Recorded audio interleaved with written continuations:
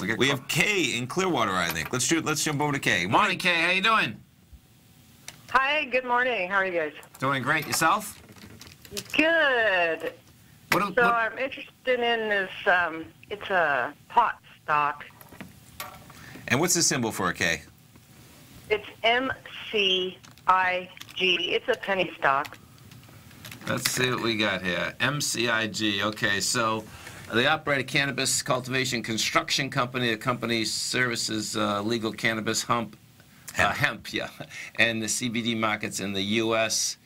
There, and let's see this. So the low is 12 cents, the high is 42. They get a market cap about 150 million. Okay, so at least they have revenue. So they're doing, last quarter they only did 780,000. Okay, so let's take a look at this. So what gets you so interested in this? Well, they make, they make money, and they're kind of like, they're kind of like the pick and shovels of, say, the gold market. They're the construction aspect, and yeah, looks like the Senate just passed that they're going to open these things up so they're not federally illegal.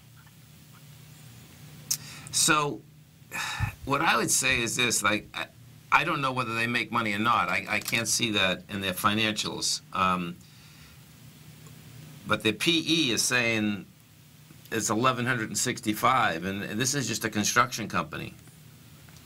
So I wouldn't wrap my head around this. Okay. Because that's all it basically is that, yeah, I'm sure they could do really well, building out these places, but it's like, there's plenty of construction companies around that build out CVS's and Walgreens and, many of those. I mean, if you're gonna, let me just pull up, so these cannabis companies have been, on a run. And like, if you pull up Canopy is, that's weed. It's trading at 39 bucks. I would wait for a pullback. I mean, this thing, the high out here is like 44.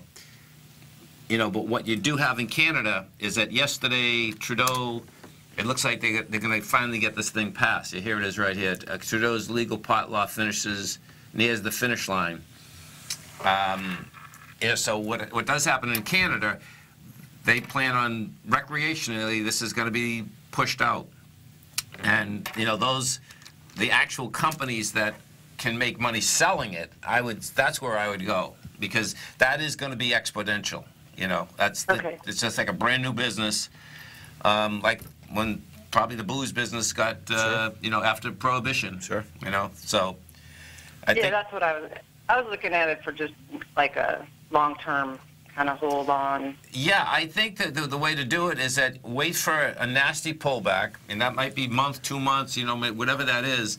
But I believe that that's going to be a monster business, because the spreads are there, the regulations are there. It's going to be a hard business to get into regulation-wise, which yes. makes it, a good business. Sure. So it's a defensible business, The reason I brought up Canopy is that that's the first company that a big booze business had got into. Constellation Brands, I believe, bought either 10% of it or 8% of it. They bought something, and once it, let's see, yeah, 9.4%.